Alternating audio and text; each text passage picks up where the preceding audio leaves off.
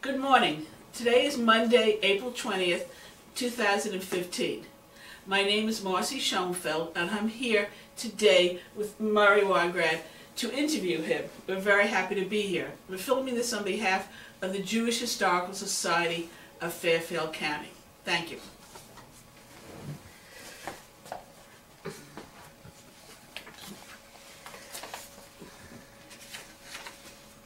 Yeah. Good morning. Morning. Before we even begin, I have to ask you, why are you called Murph? Oh, that goes way back, and I used to hang out with some Irish kids when I was a kid, and so that's where it started. From Murray to Murph, just the same M-U? M-U-R-P-H. There you Okay. Okay, thank you. Where were you born and when? Born in Ossining, New York. Sing Sing, heard of it? Right. And when was I born? In July 25th, 1920. And that makes you, 94 years old. wow. Where were your grandparents from? From Russia, and I can never get any more detail than that. My father came from Russia. My mother, I think, came from the Polish-Russian border, whatever that was, because Poland, you know, changed its borderline every 10, 15 years, depending on who wanted it. Do you know when they came here? I know my mother came here when she was 13 years old, speak no English, and it was about in the early 19-teens. My father, approximately 1902, somewhere around there. Do you know why they came here?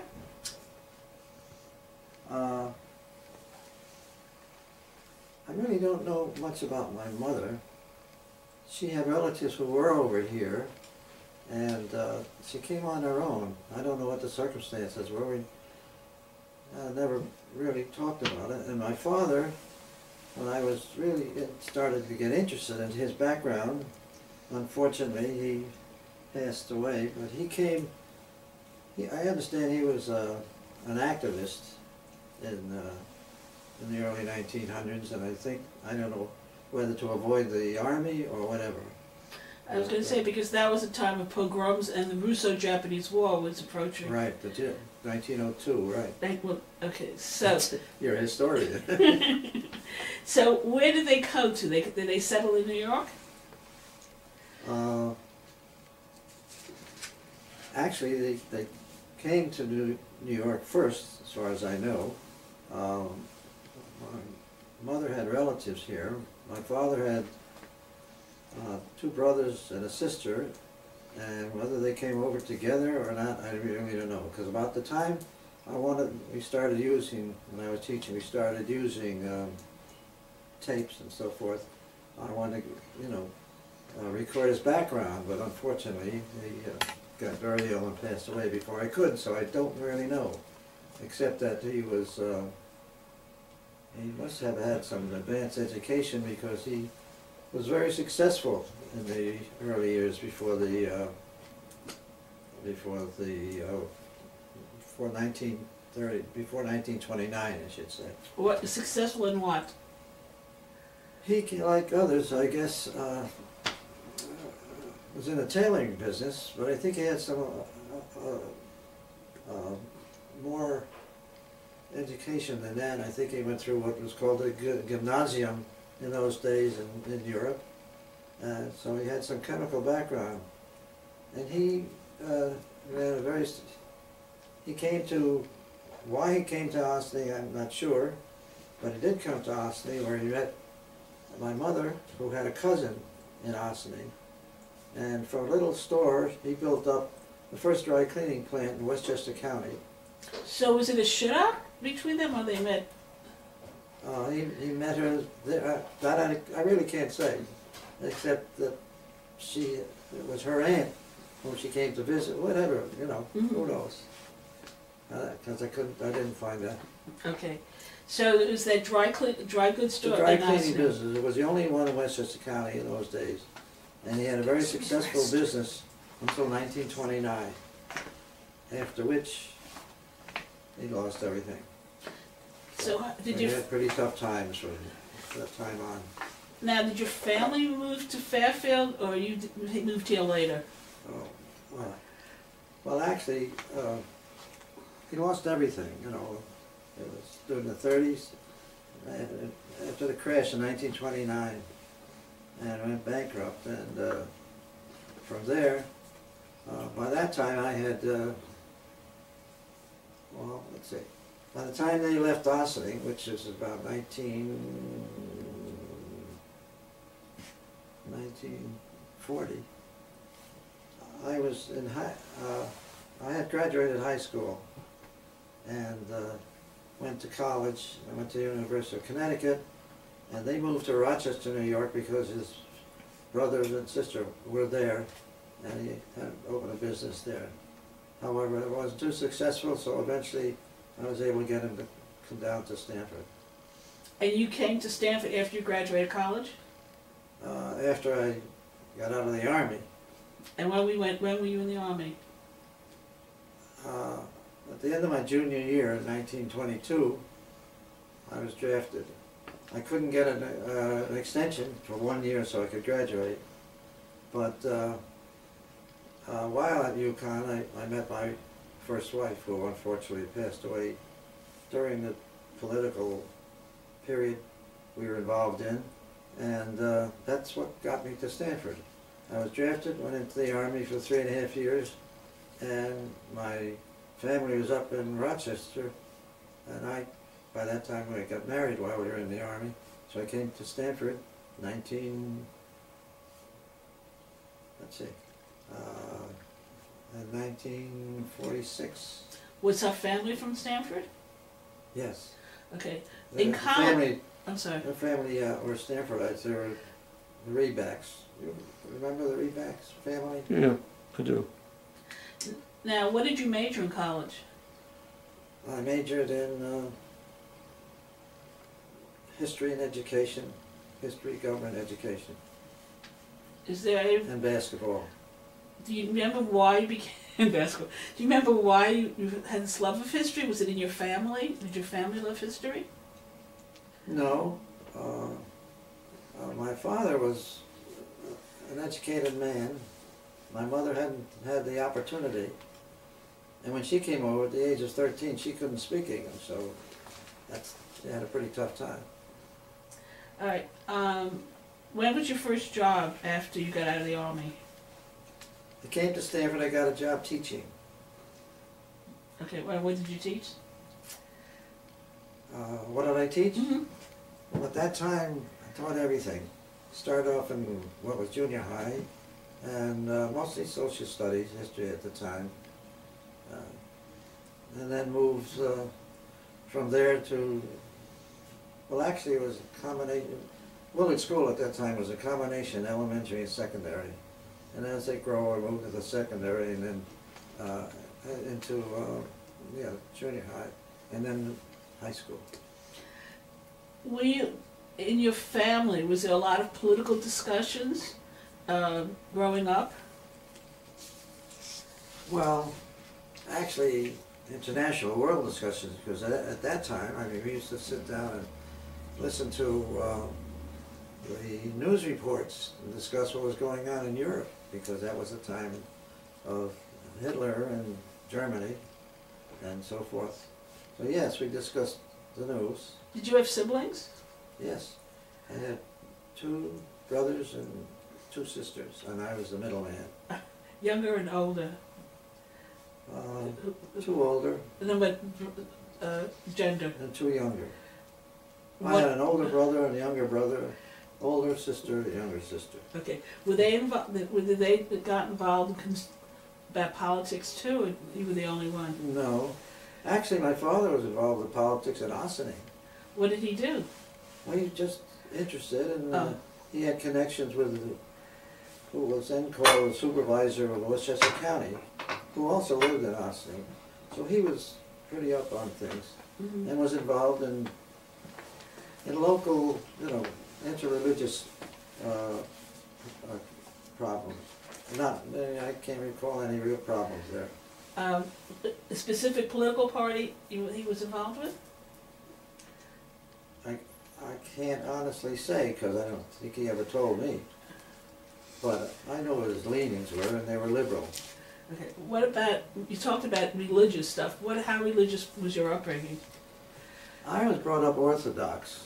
As a matter of fact, my father was involved in building the first and only synagogue in Stanford, which of course later became a Spanish church. But yes, he was very much involved. He taught Sunday school on Sundays, and was very much involved in the Jewish community. Mm-hmm. I assume you had a kosher home, that means? I had a kosher home, true. I don't think I ate non-kosher until I was out of high school. Probably when you were in the military, maybe. Oh, that definitely not, you know. In those days, they didn't worry about who was what, you know, just to get you ready and go. When you were at UConn, did you get involved in any political organizations there? Yeah, I was a member of a fraternity there, and What I was fraternity? also a member of Hill, of which I was president when I left school. Okay. And what about your fraternity? Which fraternity? I don't think it exists now. Okay. It was a fraternity. Alright. I know it doesn't exist at UConn anymore. How long did you... Tau Epsilon Phi, that was it. Oh, Tau Epsilon... TEP. TEP. TEP, sure. I remember You TEP. do? Okay. How long did you stay teacher? I stayed in teaching until, I better get my notes, let's see, wait, About, it doesn't matter. 1959, And what did you do after that? at which time, well, what was happening in 1959, you might consider this as part of my political inclinations, because I was a president of the, involved with and then became president of the Federation, the union. Because at that time the teachers had nothing. And we were trying to get some rights for the teachers. And there was a small group of us who organized the Federation of Teachers, which still exists, and really trying to put the pressure on the superintendent of the Board of Education. The superintendent was Newline at that time, which you may remember. The original Newline. Original Newline. And and the problems with then were pretty much what they are now. Maybe a little different, but the basic problems were the same. So, and it so happened that I was teaching nights. Well, I taught nights, days, summers, never had a vacation. So we did, we were making little or no money, like $4,000. I was going to say, do you remember what you made your starting salary was? $4,000. And that was what year? Well, that was 1947. And yeah, you couldn't make a living at that. My wife at that time was working, so we managed, but I worked every summer and so forth. And that was one of the things we wanted to push, as well as the problems of discipline, which the teachers wouldn't put any effort in, or, they held back. So that was the purpose of the union, the Stanford Federation of Teachers, which still exists. What year was that you got involved with them? Well, 1950s, late 50s, we were organizing, and things were tough. So I was handling just administering a night class of union members who got a speaker in from New York to discuss, I think, it was Social Security and other things that concerned them at that time. So, and I really wasn't doing any teaching there, just took the attendance, met the speaker at the railroad station, and took care of him. So at the break, he went out, took a break, and I went out to talk with him, and he offered me a job. And without any hesitation, I said, yes, I'm interested. Now, is that going to be in New York, the Yeah, job? it was the following Monday, I took a class to Wall Street, and on the way back, my coworker took the kids back, and I stopped in for an interview. And that's when I left teaching. As we say, the rest is history, huh? Yeah. Well, yes and no. So I remained, and this was a company that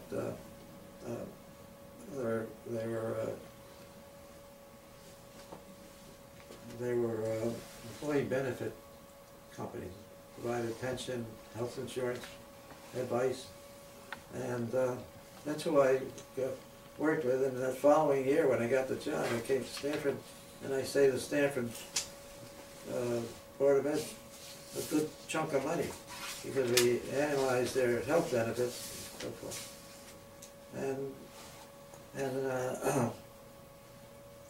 And that's what I did for a while, and for this private company, and I wound up doing the same thing for the Labor Department of the Board of Education. And the Labor Department, we just started the Pension and Welfare Benefit Program. And For the city. no, that was federal. Oh, for the Labor federal, Department. okay, of the labor, okay. Yeah. And I had this city, Norwalk as a client pension, and the city of Stanford. And I understand you interviewed, what's her name, who was very much involved in politics, and even is now getting involved again. She was, I met her down at the government center a couple of times. Yeah, what's her name? It'll come to me. So I usually ask my wife for the names because I Sandy? can't get them. Yeah. Sandy. Huh? Sandy Goldstein? No, Yeah. no, she's Sandy, no, this person Okay, all right. is my age. Yeah. Well, she's just getting interested. So where was I? Okay. So then, when I retired, I came back. Okay, jumping ahead. When you were working there, were you involved in politics in Stanford during that time? No, Okay. no. I happened to get the. They were already clients of the company I was working with, but since I was in Stanford, and one of the major officers of Stanford was also lived in Stanford. In fact, that's how I got interviewed on the way back from New York. So, Were you involved in Jewish organizations during that time? yeah, I was always involved with the Jewish Center, Okay. and I belonged at first to Temple Bethel, and then to Sinai. And there's a story there if you're interested. We love stories. Huh? We love stories. So, That yeah, depends. so I was involved. In fact, I was very much involved in the Jewish Center from the time I came to Stanford, because I didn't have such a thing in our city, New York. I used to have to fight my way in and out of a community center they had there, because there weren't many Jews in Stanford at the time, maybe 50 families or so forth. But I did organize baseball teams. So I was always involved with Jewish activities. And when I came here, as I said, I was very much involved with the Jewish Center, mostly athletically. So when did you get involved with the Board of Ed?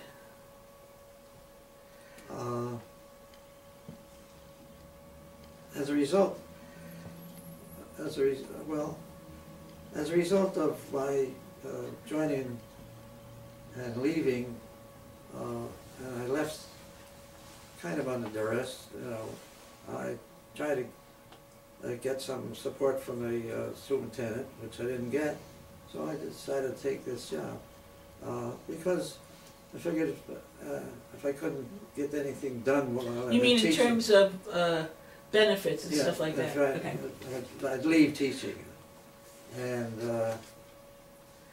because we really weren't getting anything done, any kinds of things. So I said, maybe I can get it done as a member of the board, on the Board of Education.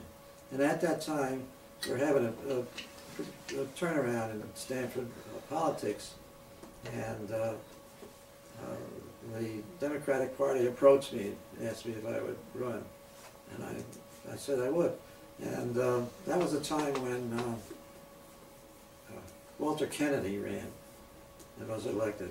It was a Democratic sweep at the time. He was, you would know him, you weren't here then, but, you know, Walter Kennedy. Now, do you know why they approached you to run? Did they give you any Well, I reason? made a lot of noise as I was leaving, and I guess they figured they needed somebody, and thought I would make a good Okay. candidate. And what year is this? 1959. Okay. Yeah.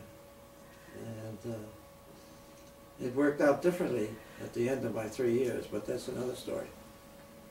So anyway, that's why, and they were right, we won. In fact, I think the greatest number of votes, even though Walter Kennedy was much more popular.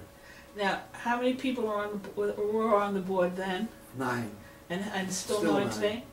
Okay, and is it breakdown like 5-4 majority, or is it Yeah. not? Okay, so whoever wins. Excuse me, did you want to say anything about the situation with the Christmas in the schools? We'll get to that. All right. So, what was your agenda? What did you want to see accomplished when you became a board member? I wanted to see particularly discipline was a problem in the schools then, and we really couldn't get support.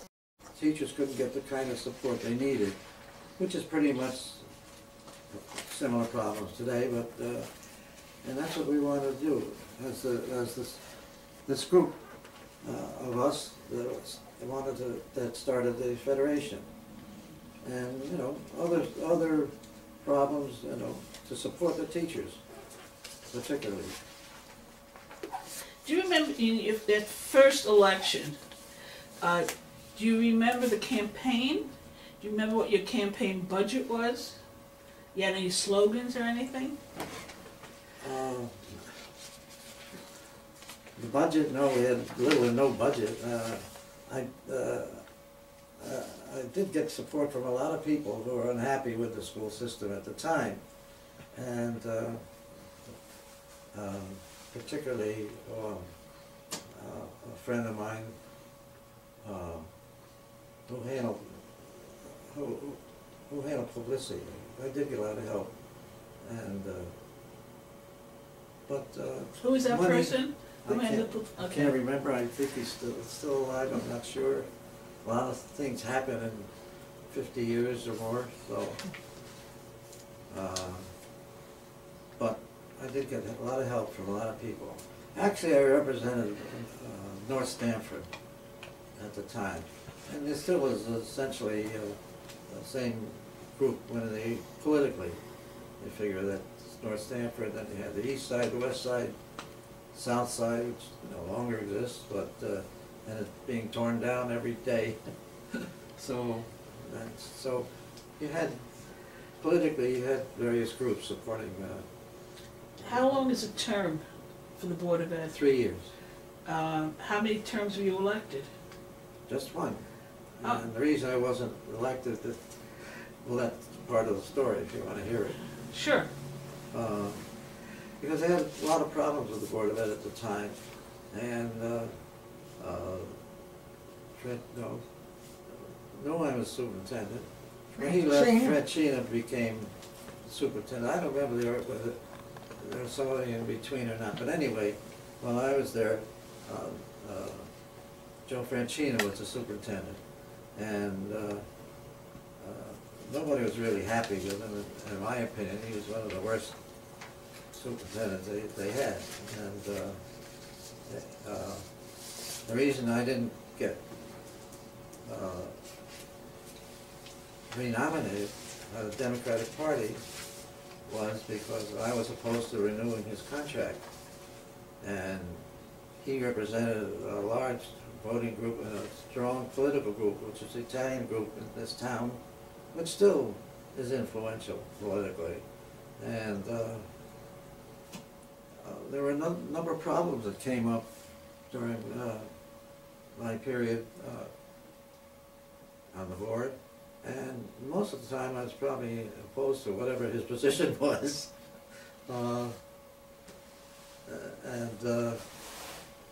When it came time for his reappointment, I was opposed to it.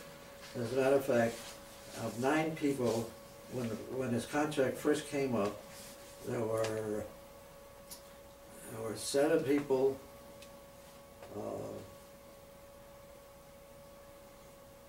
There are 7 people, including who were also opposed to it, in addition to myself. And there were problems in the town at that time of Catholic influence and so forth. I have something interesting to show you in that regard. And then, because now election was coming up, and there was a lot of pressure on the Italian and Catholic board members at the time. So we had another election. It was called up again. By that time there was a change in the Board of Ed because there was an election, and we had 2 Protestant women at the time, myself, and the rest of the board was all Catholic and Italian. And when the vote came up, those 7 members, now 6 members, voted to renew the contract. And the 2 Protestant women, I know you want this input, and myself were opposed to it. And the Democratic Committee got in touch with me. In fact, we had a meeting at a restaurant that no longer exists. The building does. Up there, City limits. Up there. City. Up near the Parkway on Long Ridge Road. Remember what that was? They made great muffins. Chimney Corners. Chimney Corners. We had a meeting there in the bar. The result of which was that they refused to support me because I wouldn't change my vote. And that's why I was not re-elected. So I decided, well, look, if I can't do it that way, maybe I'll do it another way. So I decided to run for the Board of Representatives of Stamford. Now, what year is this? 63, 64. Okay. Yeah, because my term was up in 63. 62. Okay. And, well, I made a good run for it, but I didn't make it. I did cause the defeat of somebody who had been a representative for many years. They never talked to me after that. Now, But, in terms of running for office, did you have a campaign manager, or was it just all small? I didn't have a manager. We ran as a group with the Democratic Committee kind of managing the thing. Oh. And they supported everybody, in this case the Democrats. They didn't support me when they didn't support me for that, and they didn't support me when I ran for the Board of Reps, which I didn't make. You've mentioned a few times about the Italian Catholics and controlling things. Did you find that an issue being Jewish? Was there anti-Semitism? Well, that's a good question, because Stanford, in those days, we really had, I never felt anti-Semitism at all. Until in 1961, yeah, the year I was on, I think, too, a question came up about, it was Christmas time, and the superintendent came up. He had a committee, or they were revising policies. And one of the policies they came up with for our consideration was that Christmas shall be observed in Stanford schools. And this was at a meeting, and this was a group of teachers that made the presentation. And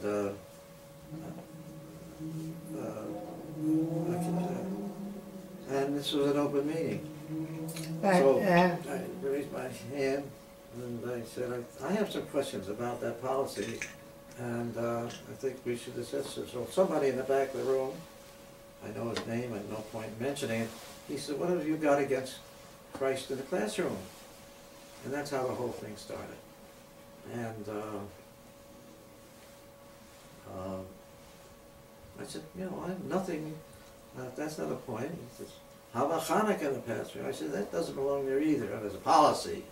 And that's how this whole thing, and what it did was kind of take away the screen that really, underneath all of this, there is still, in this nice town, where the interrelationships were fine, there is that feeling. And it got pretty nasty. I have something that I've summarized, which is a speech I gave in 1996 to the Historical Society, and if they recorded it, they got, and that's how, oh, yeah, and this would take a separate interview if you wanted to go through it. But I have something interesting. I have a good friend, a good Catholic friend, and things got so tough and so difficult that he wrote a letter to Monsignor John J. Toomey, who was the Bridgeport bishop at the time. No. Yeah, anyway. And he laid out the problem to the bishop and really asked for help. And it wasn't until, and it must have been afterwards, I don't have any details on it, but I think it wasn't until this, and this was February 1963, yeah, that things cooled off. But it really got nasty. And I decided to do, what I decided to do was I called for a meeting with all the rabbis and some Jewish leaders at the time to discuss how they felt this thing, told them how I felt, and how they felt this thing should be handled, and would I have their support, which they did. They agreed. We agreed to a certain approach, and they, at the time, appointed a rabbi from,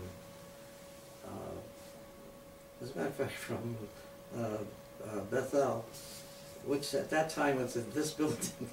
It goes back pretty far. And That was Perlman, I think, wasn't it? Rabbi Perlman. Perlman. he didn't want to mention the name. I was at that time a member of Perlman's shul. So we had a meeting. The board appointed a committee of Catholic priests, ministers, and Perlman represented us, the Greek Church, the Catholic Church, and a couple of lay people. And my greatest supporter was, at that time, I don't remember his name offhand, he was a minister of the Fish Church over here. Great person. And my worst supporter was Rabbi Perlman. And so it got pretty nasty. We had a lot of things came out of the woodwork. We had an organization in Japan at the time who was way right, and I forget the name. It's a group, a national group. There were full-page ads taken out in the paper. I mean, it really got nasty. What was the focus of those ads? They were opposed to the position I took. They wanted Christmas in the schools, you know, and Yeah.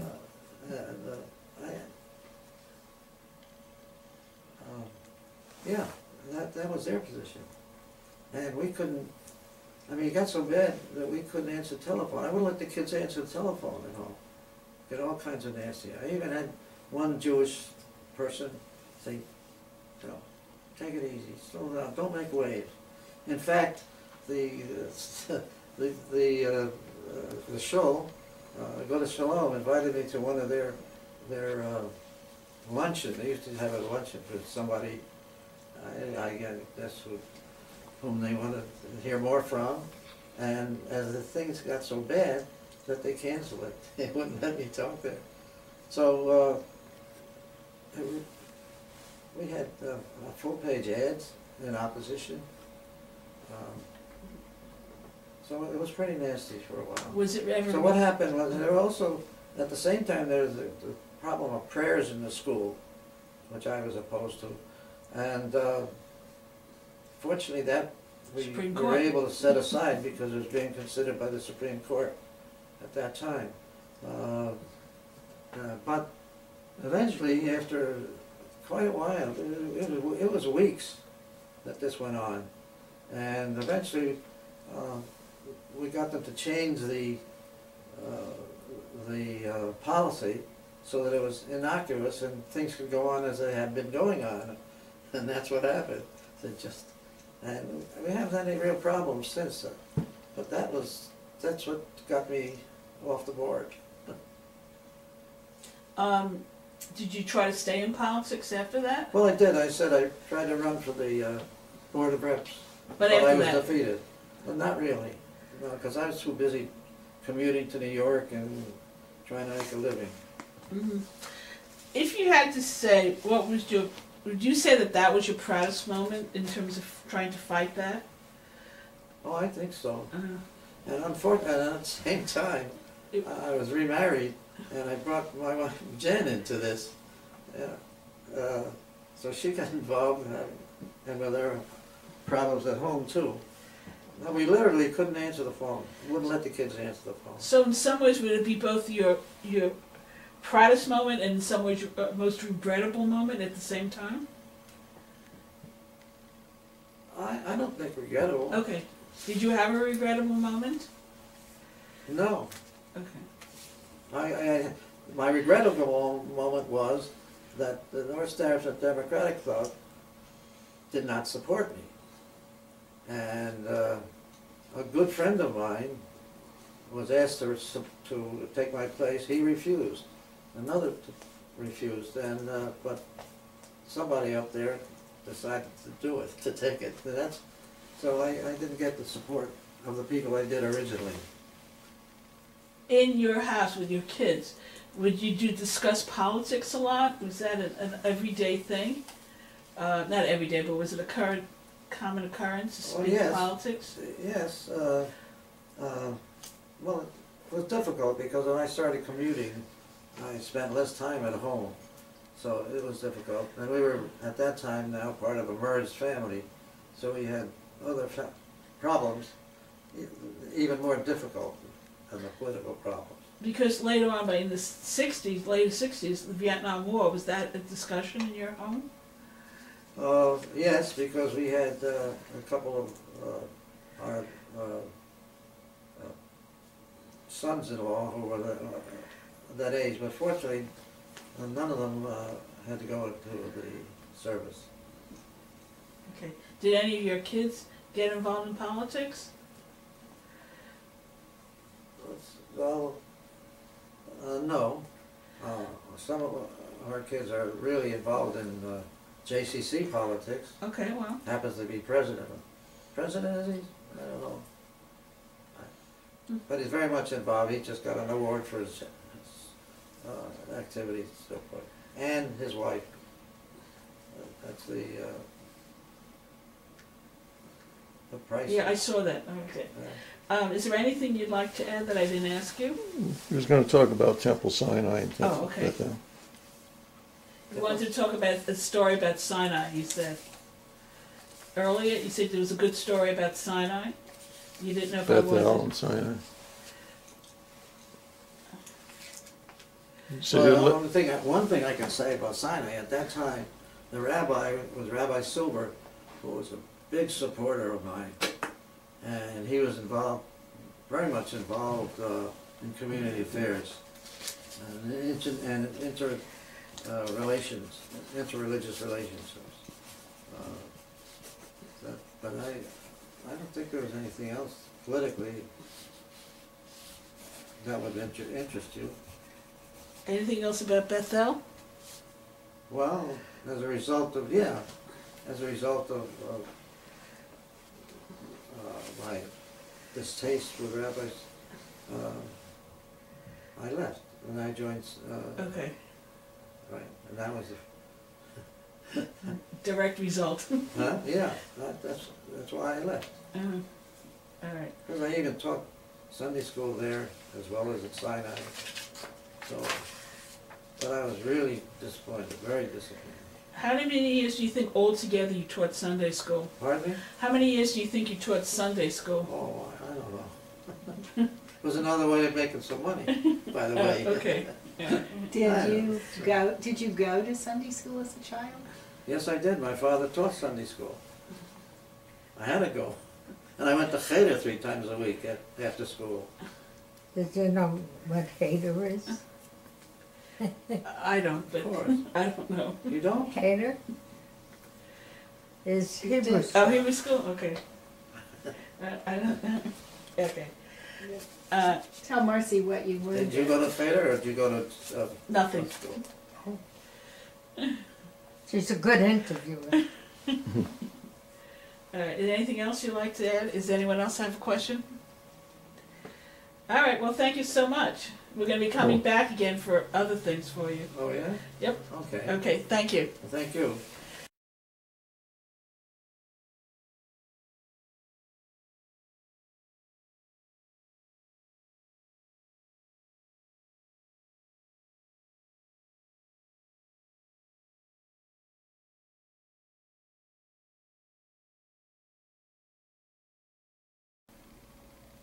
What is that about? Now, this is a tribute to the school board, signed by, Board of Superintendent of Schools, who was Franchina at the time.